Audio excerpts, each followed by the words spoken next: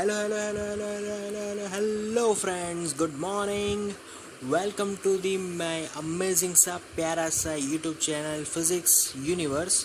I hope you are all fine at your home and you are enjoying this new online lectures. So today we are discussing the topic from ICSE Board Standard 9 Chapter 2, Graphical Representation of Linear Motion. Okay, so अब हम लोग linear motion. First of all, what is linear motion?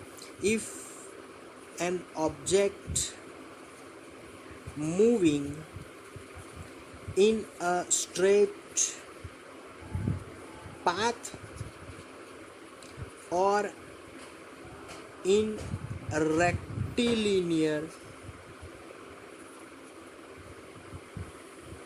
way is called linear motion. The object have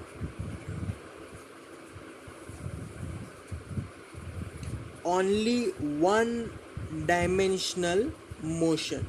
वो एक ही dimensional में घूम सकता है. Clear?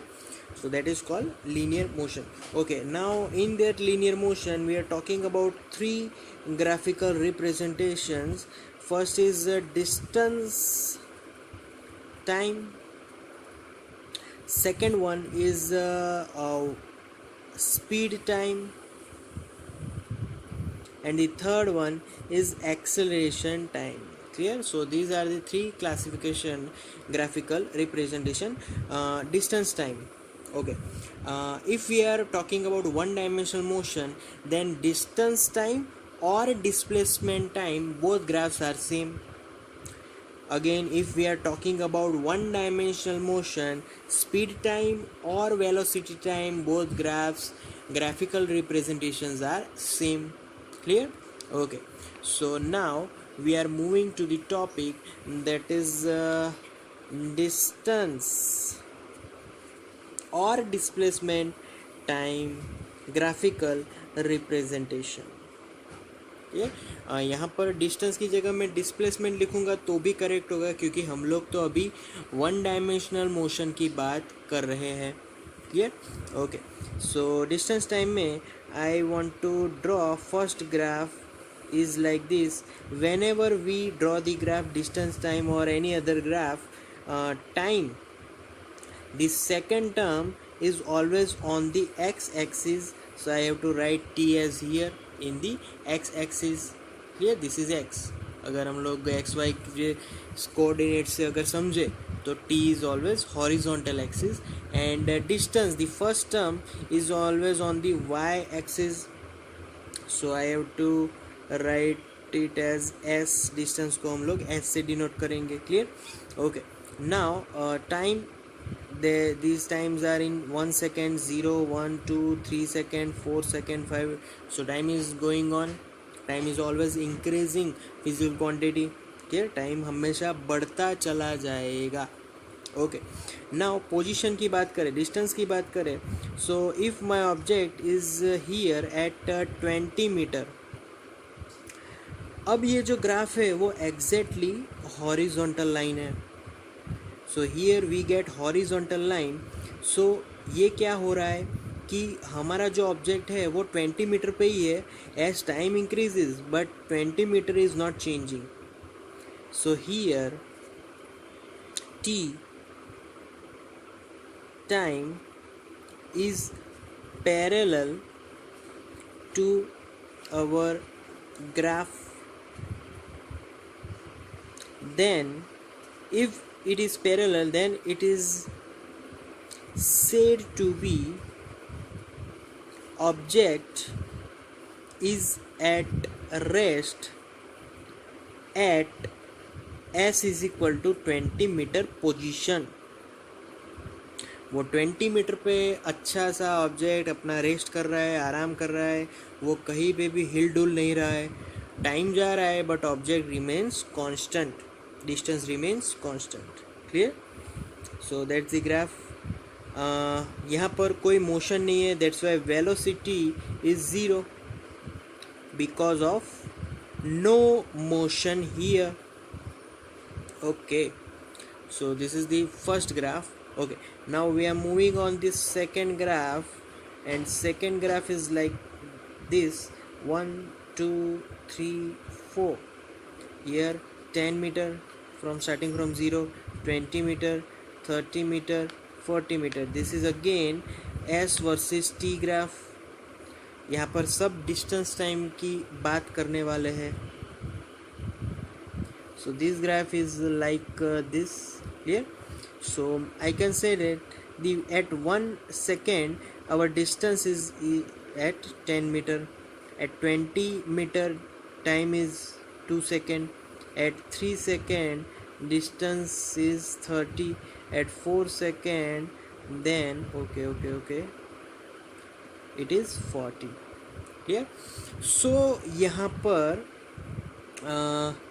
as time increases, distance is also increase with same amount.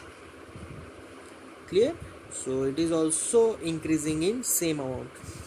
Here at 1 second we know that the position is 10 meter. At 2 second position will be at 20. At 3 it will be at 30. At 4 it will be at 40. Clear? So यहाँ पर कह सकते हैं कि भाई object है वो particular same time interval में सेम डिस्टेंस कवर कर रहा है. So I can write here object have uniform speed. Clear? अब बात करेंगे कि यहाँ पर डिस्टेंस टाइम ग्राफ में से मैं स्पीड और वेलोसिटी कैसे फाइंड कर सकता हूँ. तो अगर फाइंड करना है तो इसमें से स्लोप निकाल लो. स्लोप से हमें पता चलेगा कि भाई क्या वेलोसिटी है. तो स्लोप निकालने के लिए मुझे यहाँ पर पॉइंट्स देने पड़ेंगे. तो this point parallel to this line and parallel to this line. So this forms one triangle. So I have to find slope of the triangle. By finding slope we get velocity of our object. Okay, so slope is equal to AC upon BC. अब AC upon BC कैसे लिखना है? तो final minus initial करके. Clear? AC में final क्या है? Okay, final, what is final? 30 is final. So 30 minus initial at C point it is 20. Final minus initial, similarly final minus initial time, final is 3, initial is 2. So 30 minus 20, 10 upon 1, so it will be 10. तो यहाँ पर अगर slope की formula देखोगे तो AC gives us distance, clear, and BC gives us time. Distance upon time, it gives us velocity. So this will the unit is meter second inverse. So मैं कह सकता हूँ कि uniform speed is equal to 10 meter second inverse.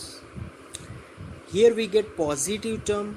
So positive term, that means the position from the starting point is moving away from the starting point.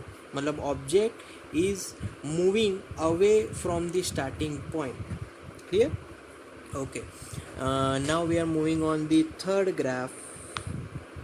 Okay, third graph is like this is again distance time graph की ही बात कर रहे हैं. Distance time की बात करेंगे तो यहाँ पर टाइम 1 2 3 4 5 इस तरीके से बढ़ रहा है. यहाँ पर again 10 20 30 and the top most is 40. Okay, now ये जो ग्राफ है वो कुछ डिफरेंट है. Okay, yes, and the okay like this. क्या हो रहा है कि भाई डिस्टेंस पहले बढ़ा फिर डिस्टेंस घट गया. ओके, तो यहाँ पर भी मैं स्लोप फाइंड कर रहा हूँ. To find this slope points दे दो. ये बी है. क्लियर? ओके, यहाँ पर मुझे एक पॉइंट बनाना पड़ेगा which is comes to here and it is 2.5 clear, बीच में आया है। ओके तो first of all for O A slope, so O A के कारण जो स्लोप बनेगा उसकी बात करेंगे। तो यहाँ पर एम पॉइंट दे दूँ, तो एम पॉइंट मतलब कि slope formula will be A M upon O M. अभी याद क्या करना है कि भाई फाइनल पोजीशन कहाँ पे है 40, फिर एम कहाँ पे, तो वो तो ज़ीरो पे है, तो 40 माइनस ज़ीरो। ओ एम में फाइनल टाइम दैट इज़ 2.5 और initial time that will be zero, so minus zero, so final minus initial 40 upon 2.5। तो 40 upon 2.5, what is the answer? 40 upon 2. So there will be positive answer here, clear? Positive answer means that the our object is moving away from the starting point. Okay, now for moving on for slope of AB, AB में क्या slope आएगा? Okay तो AB में yes यहाँ पर हम लोग नीचे जाएंगे तो फाइनल पोजीशन इज़ ज़ीरो ना। सो पहले तो मैं यहाँ पर लिख लेता हूँ कि भाई A M upon M B. अब ए एम तो final position will be zero, तो what is the initial position? It will be 40। Okay M B में टाइमिंग के हिसाब से final time will be 4, initial time will be 2.5, so this will be minus 40 upon 4 minus 2.5, it will be 1.5. Answer will be negative. Negative answer का meaning the object is moving towards the starting point. Clear? तो slope के हिसाब से हम लोग यहाँ पर find कर रहे हैं। ये जो पहला पॉजिटिव वैल्यू आया that gives us uniform speed to the 2.5 second, वो यूनिफॉर्मली आगे बढ़ा, ये फिर यूनिफॉर्मली आगे घटा भी सही, तो वो घटने का यहाँ पर जो स्पीड है वो वैल्यू हमें यहाँ पर मिली। ठीक, तो distance versus time graph gives us by finding slope in that graph we get speed और velocity there. Clear? Okay now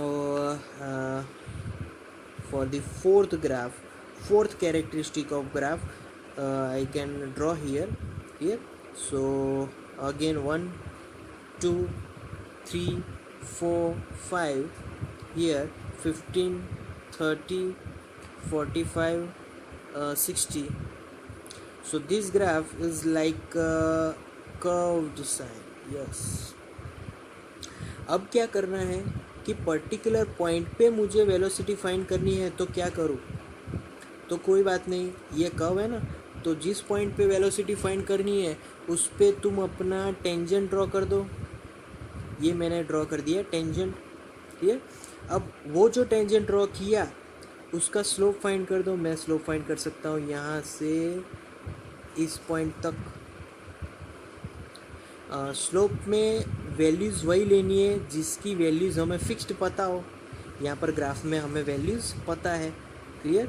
okay so give the name to that slope A B C. तो ये अगर मैं slope find करूँगा it gives me the instantaneous velocity. So velocity at that particular instant time, उसकी हमें यहाँ पर value मिलने वाली है। Clear? Okay now for slope of ABC, the slope of ABC will be yes AB upon BC. Here, so AB it will be now at AB maximum position is 30 minus 15 upon time के हिसाब से 4 minus 2. Clear? तो 30 minus 15 will be 15 upon 4 minus 2 will be 2, so answer will be 7.5 metre second inverse. तो ये जो graph है वो positive मिला, slope positive, velocity positive, that means the our object is moving away from the starting point, simple as that. Clear? So in these are the graphical representation of linear motion for the graph distance versus time. Clear? तो ये पहले graph की हमने सारी characteristic आज समझी।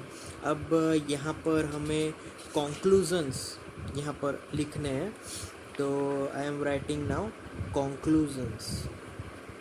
बहुत ही छोटे होंगे, तो no need to worry about that, clear? Okay.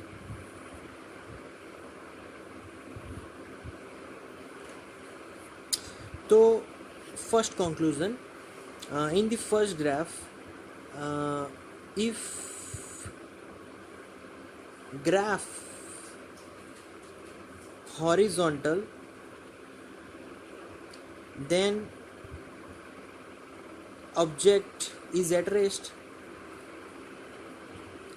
ये फर्स्ट कंक्लूजन है, ये okay. Now second conclusion, okay, graph horizontal then object is rest, v is equal to 0। Okay, second conclusion. तो सेकेंड कंक्लूजन में by finding slope of distance versus t graph we get speed और velocity. ये one dimension की बात है, तो one dimension के लिए लिखा। Okay, now third conclusion is that if slope is positive then object moving away from, कहाँ से? Moving away from starting point, and vice versa. कैसे? अगर स्लोप नेगेटिव है then object moving towards the starting point, clear? Okay, now fourth point, fourth में ये tangent वाला, कि अगर किसी पॉइंट पे मुझे स्पीड फाइंड करनी हो या वेलोसिटी फाइंड करनी हो तो उस पे टेंजेंट ड्रॉ करो, and bye finding slope of that tangent we get instantaneous velocity। तो तब वहाँ पर मिलेगी instantaneous velocity, clear? So these are the graphical representation of distance versus time. Thank you students, thank you very much to listening my video lecture till the end. Thank you so much, that means a lot to me.